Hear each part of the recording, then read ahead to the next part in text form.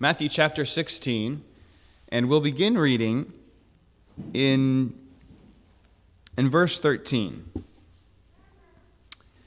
When Jesus came into the coasts of Caesarea Philippi, he asked his disciples, saying, "Whom do men say that I, the Son of Man, am?" And they said, "Some say that thou art John the Baptist, some Elias, and others Jeremiah, or one of the prophets."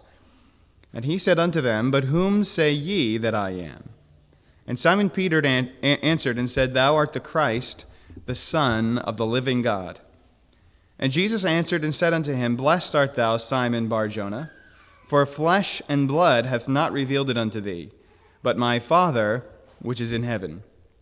And I say also unto thee, that thou art Peter, and upon this rock I will build my church, and the gates of hell shall not prevail against it.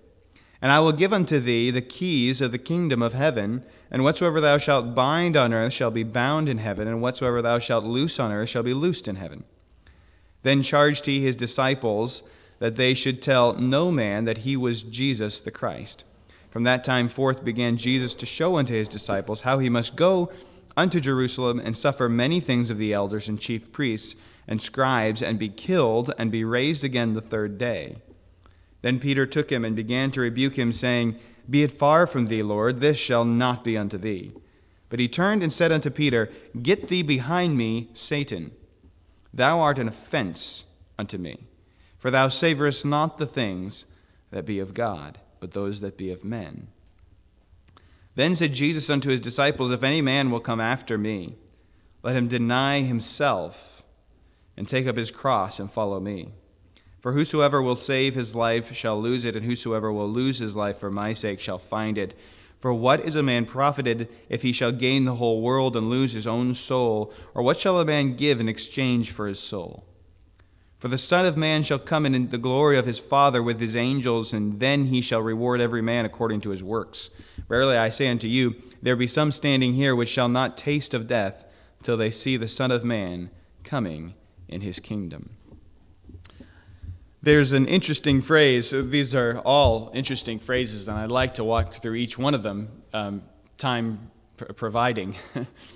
But I'd like to draw your attention especially to what I think is a good pivot point of this passage. Verse 23 and 24, he says to Peter, "Get thee behind me, Satan, thou art an offense unto me." Why was Peter an offense to Jesus? He says, because you do not savor the things of God, you're savoring the things of man. Thou savorest not those things that be of God. Then he turns to the disciples and he says, "If any man will come after me, let him deny himself, take up his cross, and follow me." And I have this question for everyone today, for all of us, really, and that is, do you really want to be used by God? Do you really want to follow Christ? Are you sure about that? Right? I think most people who consider themselves to be Christians would say, yes, of course, I want God to use me. I want to follow Christ. That's what being a Christian is. It is, following Christ. As a matter of fact, you're not a Christian if you haven't chosen to follow Christ. That's what Christianity is. Someone says, "I'm a Christian, I just don't like, acting the way Jesus acted." Then I say, you're not a Christian. Christianity is that you believe the gospel, that Jesus died on the cross for our sins. We're all worthy of hell. And Christ took our punishment for us, for our sins against God. And that we believe that gospel so much that we have chosen to follow Christ with our lives. Demons believe the gospel, but they don't believe it in a way that causes them to follow Christ, right? A lot of people believe the gospel, but the difference between someone who believes the gospel and someone who's genuinely a Christian is someone who believes the gospel in such a way that they've chosen to live their life for Christ as a result of it. They've repented. That's the word used in the Scripture. They've repented. They've turned from all the other things they could live their life for and instead decided to live for Christ. That's what Christianity is. But my question is, do you really want to be a Christian? Are you sure about that? Because what Jesus says here is not the type of things we typically want to hear. Most people want to, think that Christianity, or I would say most people in the world, let's not include Christians here in this building at the moment, although maybe this is the way you think about it, but a lot of people in the world will see Christianity as a crutch. It's something that gets you through difficult times. And I think that we would all say, as Christians, we would say, well, sure, yeah, my relationship with Christ does help me through some difficult times, but that's not why I'm a Christian. And this is the problem with a lot of people. They call themselves Christians or become Christians because they think it will make their life better, make it easier to get through hard times. They run to Jesus when things are bad. You probably know someone like this on the job, somebody who will come to you that they have no interest in Christ, they have no interest in Christianity until something goes wrong. Somebody's sick in the family, some big issues going on, and then they're going to come to you and ask you to pray for them, because in their mind that's what Christ is there for, to make my life a little bit better. And Jesus is saying that this is the type of mentality that Peter had. Peter, you only want to follow me when things are going well. But I'm telling you, things are going to go very badly from your perspective, from the perspective of a man. I'm going to die. I'm going to be rejected by the Jews. Jesus is the Messiah. He's not to be rejected by the Jews. He's to be accepted by the Jews. He says, no, I'm going to die. I'm going to be rejected by the Jews. And you being upset about that means you're not focusing on the things of God, you're focusing on the things of man. And then he goes on to give the things of God, which are quite troubling, to be quite honest. But before we get, I'll give you that the title is, we've already given the topic here, are you sure you want to be a follower of Christ? The title, The Things That Be of God. And I'll give you the 3 points, but we're going to take a bit to get there, okay? So don't think we're already done. I know some of you, your eyes were lighting up. Oh, we're going to get to eat early. I doubt it. Okay, here's the 3 things Jesus says. Deny yourself, take up your cross, and follow me. But I think to understand what these mean and what Christ is getting at here, we have to go back to the conversation he was having. And here's the beginning of it in verse 13. When Jesus came into the coast of Caesarea Philippi, he asked his disciples, saying, "Whom do men say that I, the Son of Man, am?" Now Jesus, this is actually, we've been following the life of Christ in pretty much a chronological order from his birth at Christmas time. We were preaching on it all the way through to now. And last week we talked about the resurrection of Lazarus in John 11. And this is actually an event that takes place, the resurrection of Lazarus is an event that takes place probably about 3 or 4 months before Christ is crucified. At this point here, what we're talking about is an event that takes place a little bit before that, probably another 3 to 6 months before the raising of Lazarus. So we're still about a year away from, within about a year of Christ going to Jerusalem and dying. But now he's actually introducing this concept to his disciples. So we're backing up just a little bit in the timeline. It says that he comes to Caesarea Philippi, but if you read Mark and you read Luke, who also wrote about this event, they give more details. He's in the area, the coasts, meaning the cities around Caesarea Philippi. And Mark tells us that he's actually in the way, like he's going from one town to another on the road. And Luke tells us that it's while he's praying. So it's probably they're walking one day, they're on the way to another city there near Caesarea Philippi. They stop on the side of the road for the evening, and Jesus is praying. And he stops in the middle of his prayer, or maybe at the end of his prayer. At some point, he stops, he turns around to the disciples, and he says, "Who do men say that I am?" Now, it's interesting that he's going to start with this question, because he's actually going to try he's going to demonstrate to them and teach them, even though they aren't going to get it.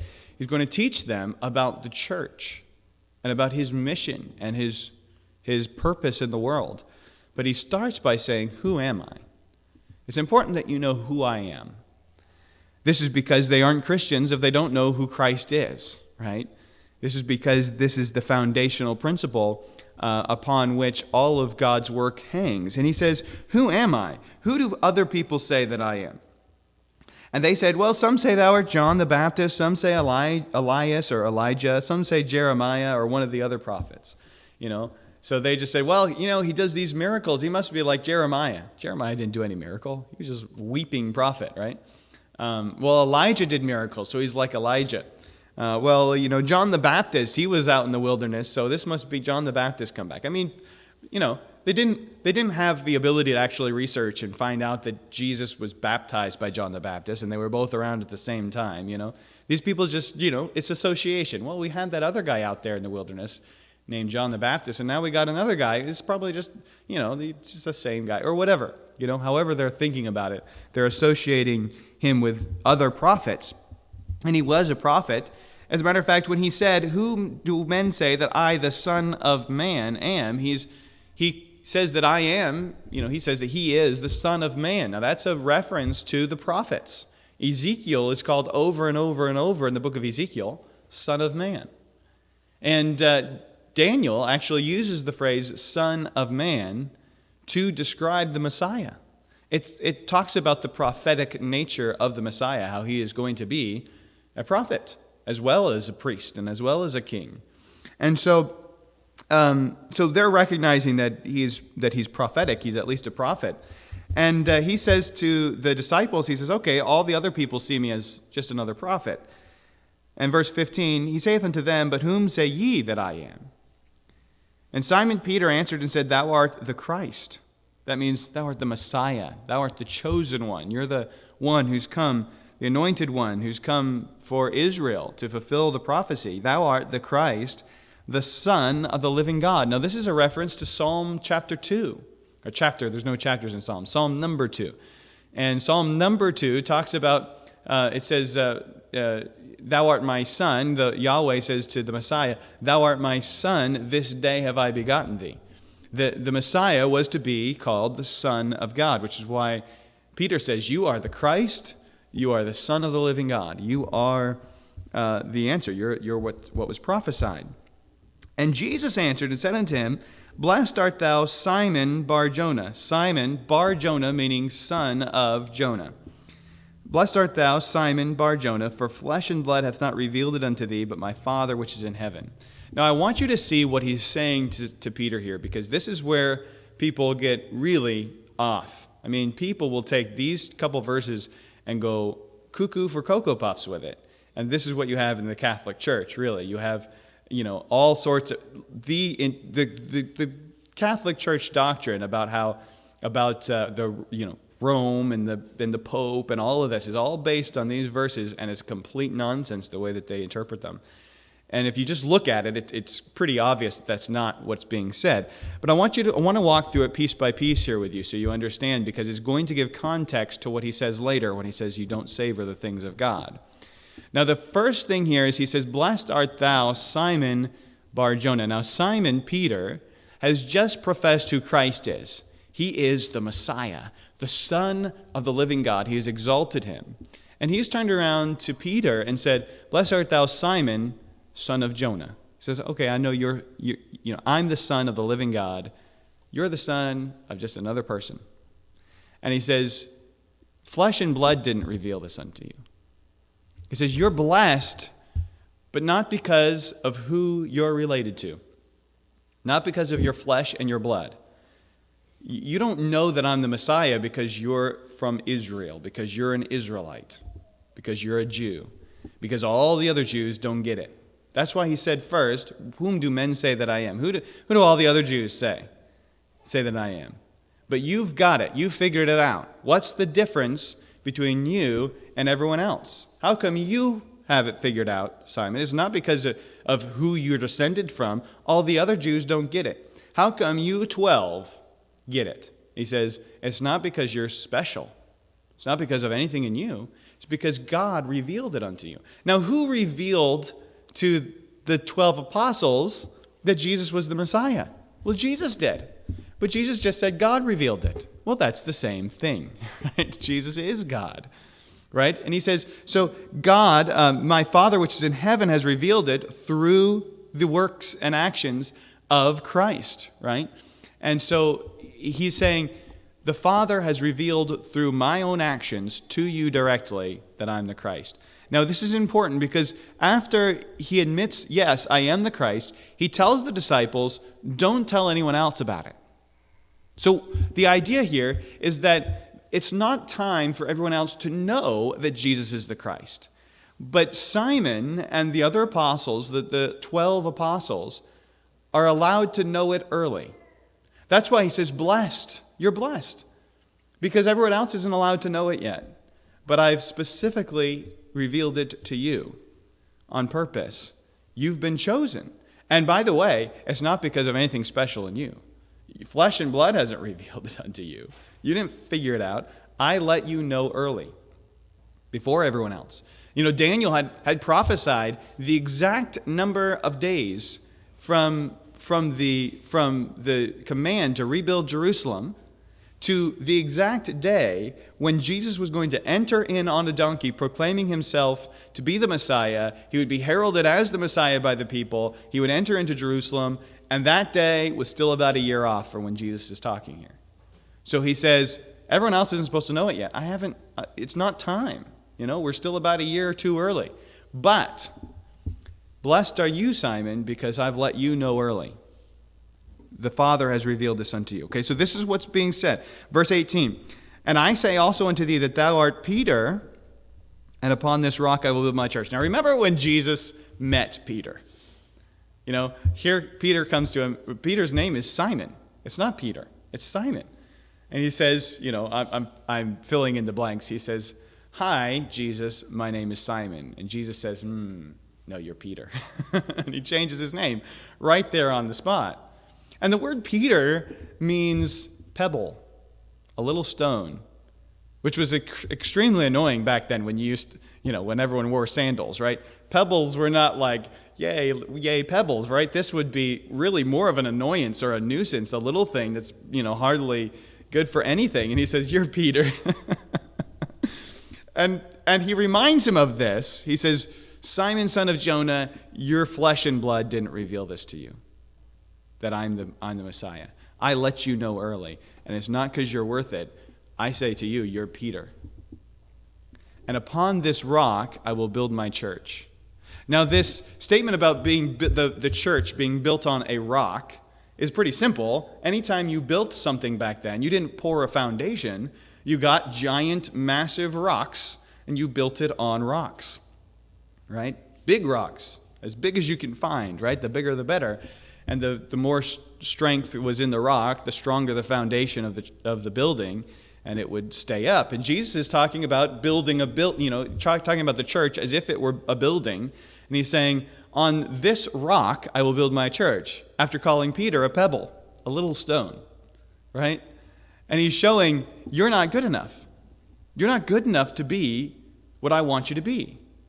Now, in the book of Revelation, chapter 21, we see the new Jerusalem. Christ, he's created a new heaven and a new earth. This is the eternal future, and the new Jerusalem descends from heaven from God out of heaven, and it's described to us. And the foundation stones of that city are the 12 apostles. These glorious gems that represent these, that are part of the foundation stones, are all the 12, have the names of the 12 apostles written on them. That's fascinating to me, because Jesus here is saying, I'm going to build my church, and you 12 are the beginning of my church. Like all of the rest of everyone who else is going to believe starts with you. Just you 12. And you guys are nothing. He says to Peter, you're a pebble. You're not, great, strong, big rocks. But I am the Messiah. And here's what he's saying. He's saying, when it says, well, on this rock I will build my church, he's saying, on this whole point of the conversation that we're having, I'm everything and you're nothing. Yes, you 12 are the beginning of my church. And yes, I'm going to build everything else, starting with you guys, build it up from there. But you guys aren't good enough, and you need to know that. It's all about me. I am the Christ. I am the Son of the living God. And you need to know this. And here's what's so important about my church. He says, and the gates of hell shall not prevail against it.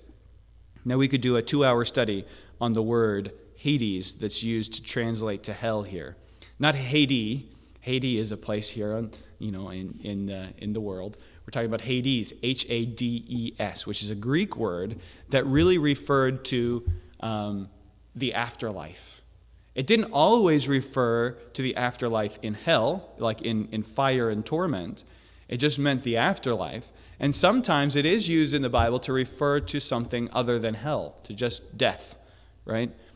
And it was not used to refer to the final place, the lake of fire, where souls go for all of eternity after they're judged at the great white throne judgment. That's not used. Hades does not refer to that. What he's saying here is not that there's demons in hell that are going to come out and attack you and you've got to defend against them. No, it's the gates of hell, meaning the entryway into death, right? When you die, death has no sting over the church.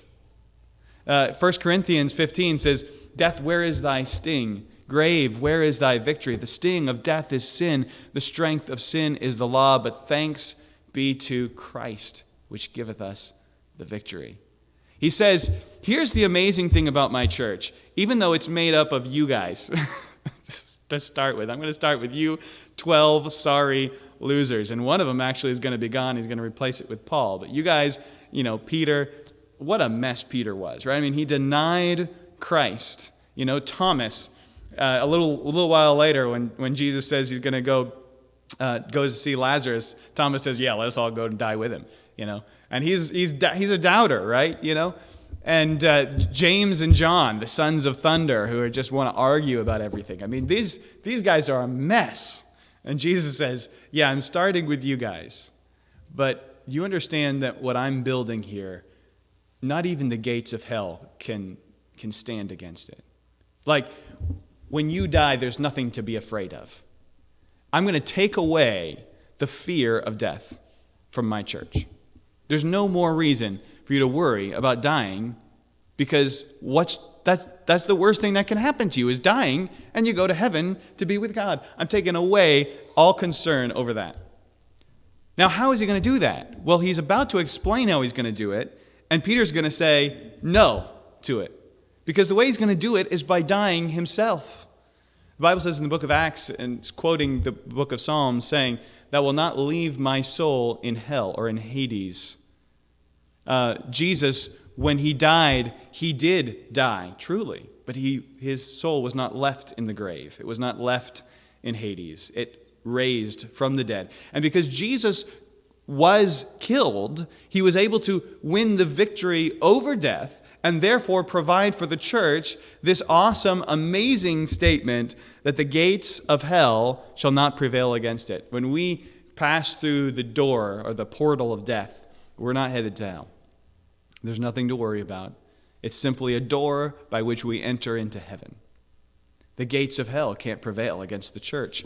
This is the amazing thing about the church. It's not about the people and how great they are. It's about who Christ is and what he does and what his message is. The message of the gospel allows people to escape hell. And this is what the church is all about. This is the mission of Christ. This is the focus. And he's giving them this amazing, huge thing that he's doing. And I'm sure, because all of us would be in their place, not being able to see the future and know what's going to happen, they're all thinking, what? What is going on? Then he says this, "And I will give unto thee the keys of the kingdom of heaven.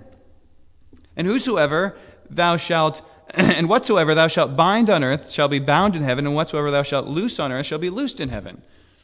Now, this is odd. What is this? This is where the Catholic Church is going to say, you see, the keys to the kingdom of heaven were given to Peter. And Peter now gets to decide who gets to go to heaven and who doesn't. And now, because that was given to Peter, Peter gave that the key to the next bishop of Rome, and then that he gave it to the next. And so that's why the Pope, if you're not submitting to the Pope, then you can't go to heaven. Well, besides the fact that there's a huge jump in logic there to try to prove that Peter was even ever a pope in Rome, or ever was a bishop in Rome, let alone that there was another bishop after him, because there wasn't. There was actually just a bunch of elders in Rome after that. Just forgetting all of that nonsense. That's not what Jesus is saying. In fact, we often are going to read this verse and think that when it says bind, that's a good thing. They're bound, they're safe, they're secure. And loose is a bad thing. They're lost, they're gone. They fall off the back of the truck as we're driving because we didn't strap it in right? But that's actually the opposite of what's being said. Jesus, when he says here, whatsoever thou shalt bind on earth shall be bound in heaven, that's a negative thing. The word bind here that's used is used in religious context for the Jews in this time to mean something that is prohibited, something that is unclean, something that can't go into the temple. So, for instance, the Gentiles, there were parts of the temple they couldn't go into. They were bound from it. They were unclean. They were unfit to go into the temple. And so he says, whatever you say on earth is bound or unfit for heaven is going to end up being unfit for heaven. And it's interesting that Peter later is going to be really hungry one day. After Jesus goes into heaven and the church has started, Peter's really hungry one day. He's in somebody's house. And while he's hungry and they're making food for him, he falls asleep and he sees a vision. And interestingly enough, the vision is of this sheet that is bound on all four corners. Same word, bound, on all four corners. And on that sheet are a bunch of animals that are unclean, unholy, unfit for the Jews to eat. And he hears a voice that says, "Rise, Peter, kill and eat." And Peter says, "Not so, Lord, for I have never touched the things that are unclean or uncommon. I wouldn't do that. It's unfit for a Jew to eat that." And the response comes back from heaven, "What I have called clean, call not thou uncommon." He's saying, you don't have the right to say whether these things are clean or unclean. And this actually happens 3 times. Like they have this conversation back and forth. It's like a debate. "Not so, Lord. No. What I have called clean, don't call uncommon." And finally, when the vision's taken away, somebody's knocking on the door, and Peter finds out that this guy wants Peter to go with him to a Gentile's house named Cornelius and preach the gospel to him. And Peter knows that the Gentile is unfit for the Jews to come into their house. Like the Jews aren't supposed to spend time in Gentile houses. That's a no-no, right? And so when he gets to the house, he says to Cornelius and to all the people gathered there, he says, "Listen, you know that it's unlawful for me to be here in this house right now. But God showed me in a vision that I shouldn't call any person." He understood that this meant people. "I shouldn't call any person unclean." So Peter's putting all the pieces together from what Jesus said back in Matthew 16. Jesus said, if you bind someone, if you consider them unfit and do not deliver to them the gospel that will free them from hell, guess what's going to happen? They're not going to have the gospel, and they will be unfit. They won't go to heaven. People aren't fit by themselves, right? They can be made fit by placing their faith and trust in Christ and be loosed. That's the other phrase. Whosoever thou shalt loose. That means set them free where they have a choice, right? Peter, you guys, you 12, you have the keys to heaven. What's the key to heaven? Well, it's faith.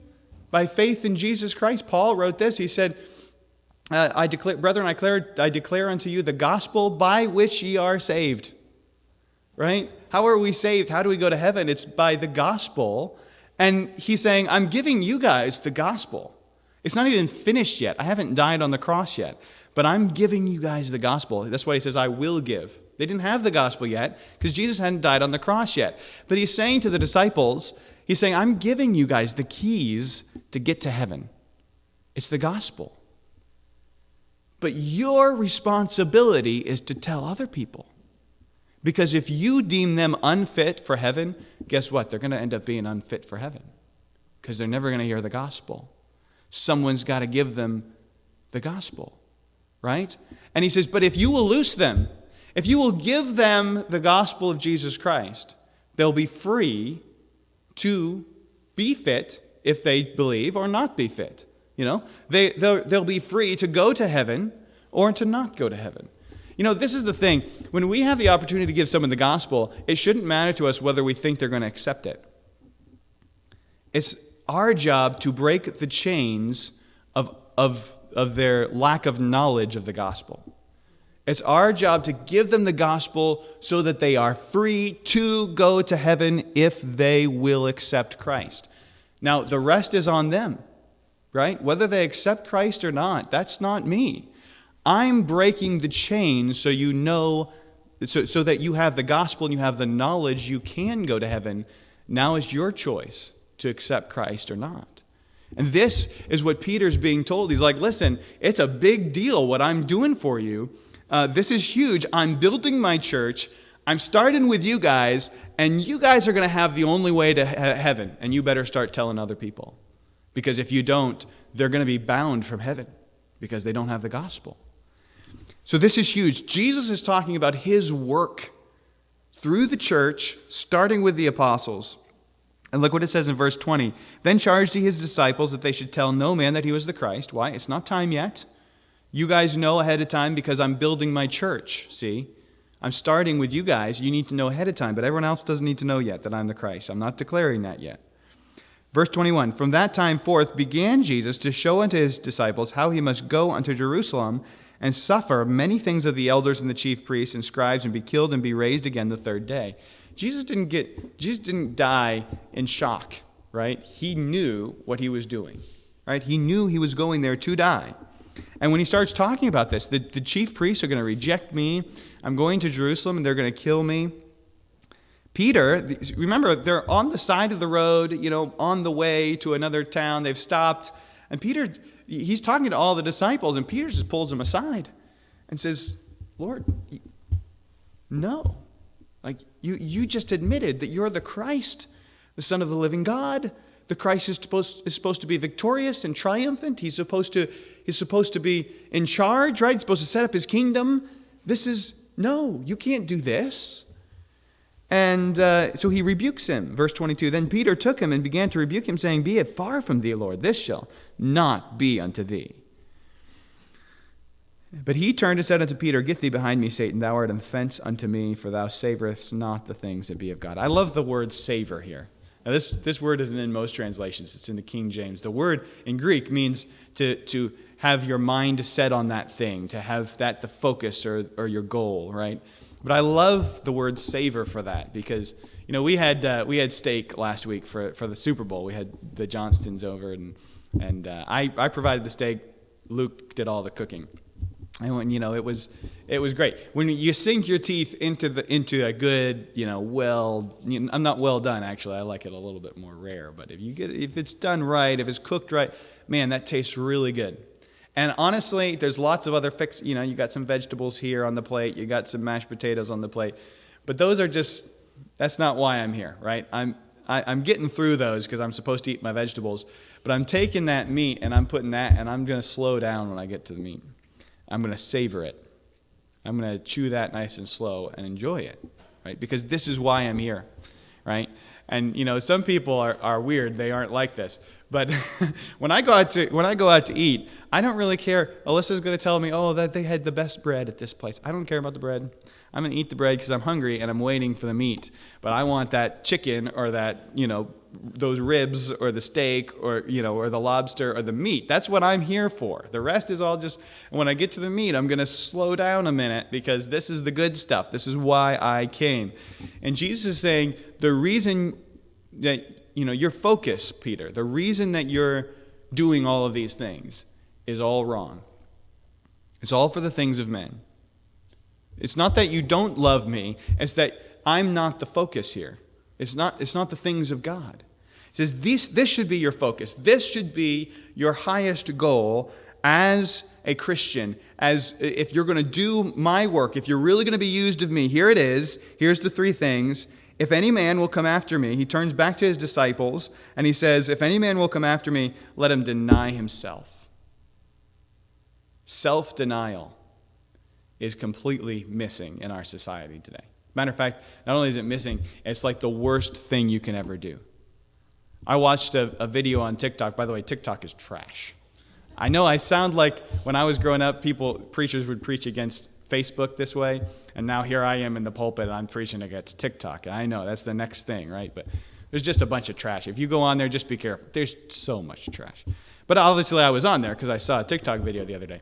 And this atheist, I did this to myself. I went on TikTok and I searched for atheist, and I'm just like, the first atheist video that comes up, I'm just gonna watch it just to get my blood boiling, you know.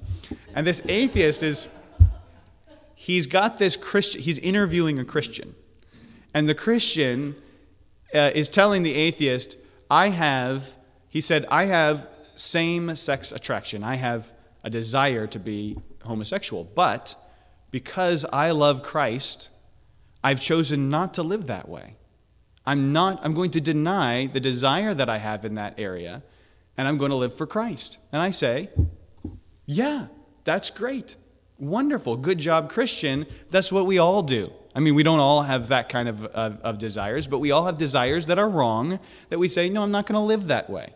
Before Christ, I'm going to deny what I want for Christ. And the atheist there in the interview is spending his all of his time trying to convince this guy to just do whatever makes him happy, to just do whatever makes him feel good, as long as being happy isn't, living for Christ. As long as living the way Christ wants you to live isn't the thing that makes you happy, And so the whole point that this atheist is trying to make is, listen, the greatest good that you can ever do in your life is to just follow your heart.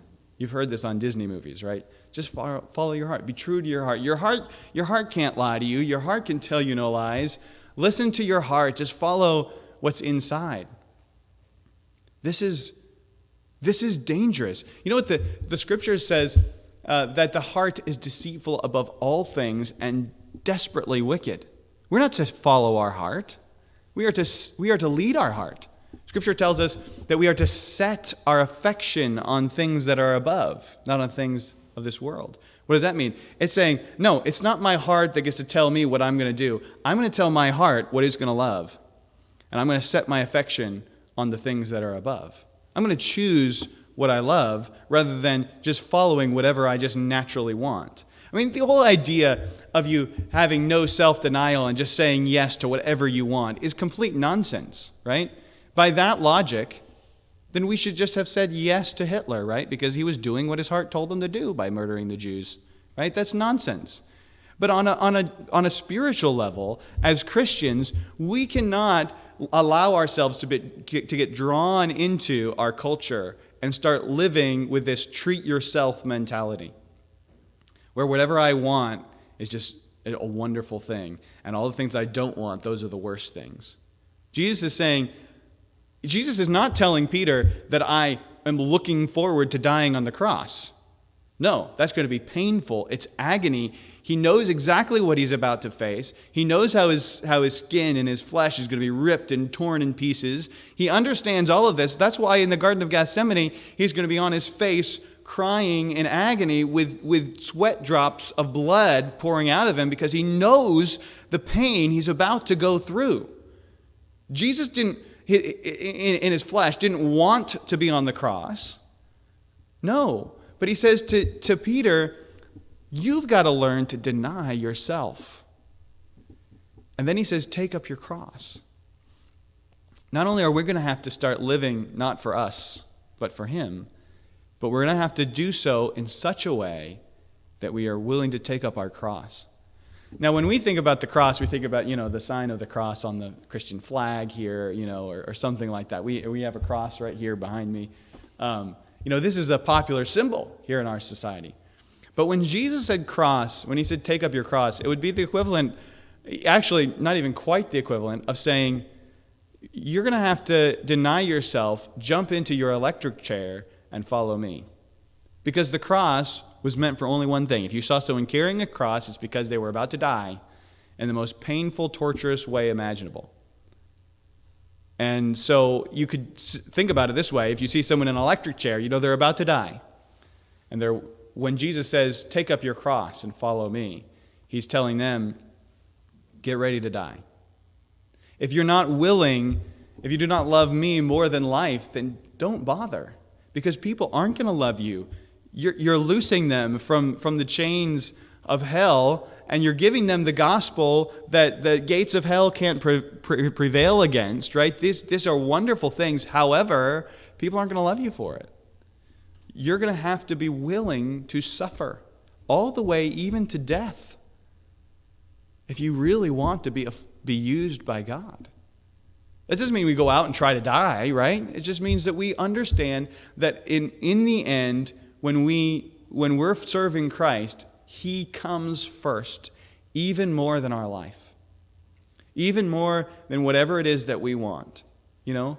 And I wonder about Christians who say, yeah, you know, I'll follow Christ, I'll live for him as long as, and then just fill in the blank with whatever it is, because unless, you say, well, unless I have to get up early, on a Sunday morning, or, unless I have to, I'm looking at you, Johnstons, right now. No, I'm kidding. No, but unless whatever it is that's like, yeah, I know God wants me to do X, but, I really don't want to. So many times we fall into the trap of doing the things for Christ that we want to do, instead of doing the things that we know he wants from us. Self-denial, loving him even above our own life, right? And then he says, and follow me. This just means do the things that I'm doing. He says, I'm going to die. I'm taking up my cross. Jesus lived in self-denial. I mean, he didn't have a place to sleep every night. I mean, he said, foxes of the air birds of the air have nests, and foxes have holes, but the Son of Man hath not where to lay his head tonight. I'm just going from time to time. It doesn't matter. What matters is the gospel and the work of God. And here's the question we have to ask as Christians: what is the most important thing to us? If it were asked of us to forsake everything else in our lives in order to follow Christ. I'm not saying it is. I'm not saying Christ is asking you to go sell everything that you have and go walk down the street preaching the gospel for the rest of your life until your life ends rather quickly. I'm not saying that is, but I'm saying if that was what Christ asked of you, would you be willing to do it? Because Christ said, if you're not willing to deny yourself, take up your cross, and follow me, then you can't be my disciple. Very quickly, we'll read the last few verses. For whosoever will save his life shall lose it. If you live your life for your life, then everything you lived for is going to be lost, because one day you die. He who will save his life will lose it, and whosoever shall lose his life for my sake will find it. When we give our little temporary life here to Christ and really live for him, I'm talking about, now we're not going, I'm not saying we stop going to work because now we're going to be, at the church all day praying. I'm saying that when we're going to work, now we're saying, here's why I'm going to work. I need to make money to provide for my family so that I can raise my kids for the Lord. I need to make money so I can continue living, so that I can live the rest of my time for the Lord. I need to make some money so I can give some money to the church so that I can help with the work of. Where now everything I'm doing is about how it affects the work of God, and how the work of God is affected by this thing that I'm doing. That's my purpose. That's my goal now. He says, if you've given your life for my sake, and in another place he adds the phrase, and for the gospel's sake. He's saying, you've gained your life. Because now you've spent your life on something that matters. And he goes and he says that he's going to reward, verse 27, for the Son of Man shall come in his glory, in the glory of his Father with his angels, and he shall reward every man according to his works. But he says in verse 26, for what is a man profited if he shall gain the whole world and lose his own soul? Or what shall a man give in exchange for his soul? He says, what's most important? Is it the things of this earth, the physical things, or are we going to live for Christ? And I love this last phrase that is only recorded for us in Matthew. He says, "Verily I say unto you, there be some standing here which shall not taste of death till they see the Son of Man coming in his kingdom." I think that's talking about John. John is going to see Jesus Christ coming in his kingdom in a vision, and he records it for us in the book of Revelation. But the point I think Jesus is making is the rest of you are going to die before you see the coming of Christ. Yeah, John's going to see it, even though he's still going to die before it actually happens. He's going to see it in a vision. But the rest of you, you're all going to die. And this is actually true. Of course, not only is it, of course, true that they died, but true that they died for Christ. All of the apostles were martyred, every single one of them, except for Judas, who was replaced by Paul, who was martyred, right? Judas killed himself. The rest of them all were martyred, sawn in two, tarred, and set on fire. The absolute worst things. John was exiled to the Isle of Patmos and then later killed. All of them were martyred for Christ. And Jesus is saying, you got your eyes on this glorious thing that I as Christ, I'm going to set up my kingdom. Yes, but I want you guys to know, you need to focus on what I've got for you now, which is self-denial and eventual death for my cause. And then later I'm going to come in my kingdom, and all of that stuff is going to be true. But right now I'm here to die, and you guys need to be willing to die too. And so I ask the question again, are you sure you want to be a follower of Christ? Are you sure you want God to use you in his work? Because it means denying ourselves. It means being willing to go all the way to death. And I wonder, sometimes I often think about, if one were to put a gun to my head and say, "Are you a Christian?" And, that I would start declaring the gospel to that person, even to the death. But the way that I act when it comes down to me denying myself and saying no to me in order to say yes to God doesn't lead me to think that I'm going to say the right thing in that second part, that I'd be willing to take up my cross. And we all think about the taking up the cross. If that were to ever happen, I would stay strong. But how about before that, when you're just asked to just deny yourself and live for God? You know that God wants you to do X, Y, or Z, and you're like, yeah, but I don't really want to. God wants you to go back to your wife and say, "I'm sorry," and I don't really want to. God wants you to go be the father that you ought to be. God wants you to go, whatever it is. He wants you to go. He wants you to turn the other cheek to that person who said whatever it was to you. And, but I don't want to. Deny yourself. Take up your cross and follow him. This is what's required if we're going to be used by God for his work. This is what he's laying out to his disciples. Let us determine that we're going to be used by God. Father in heaven, to think that us, if Peter was a pebble, I'm a piece of sand.